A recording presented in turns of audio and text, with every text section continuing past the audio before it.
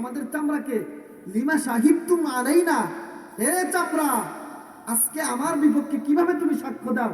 দুনিয়ার মধ্যে কত যত্নে তোমাকে রেখেছি, দুনিয়ার মধ্যে তো কোনোদিন কথা বলো নাই, আজকে কিভাবে তুমি কথা বলো?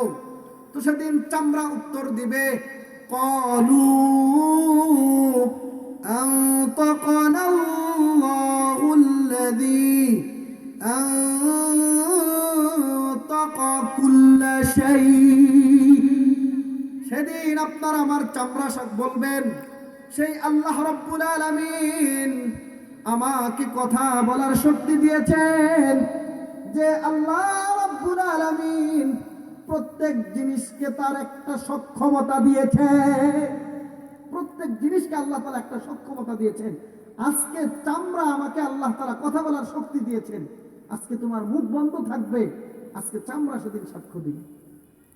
সেদিন কারো আমলনামা ডান হাতের মধ্যে চলে আসবে, কারো আমলনামা বাম হাতের মধ্যে চলে আসবে। আল্লাহ রাব্বুল আলামিন বলেন, ওয়া আম্মা মান উতিয়া কিতাবাহু বিয়ামিনি ফাসাউফা ইউহাসাবু হিসাবান ইয়াসীরা।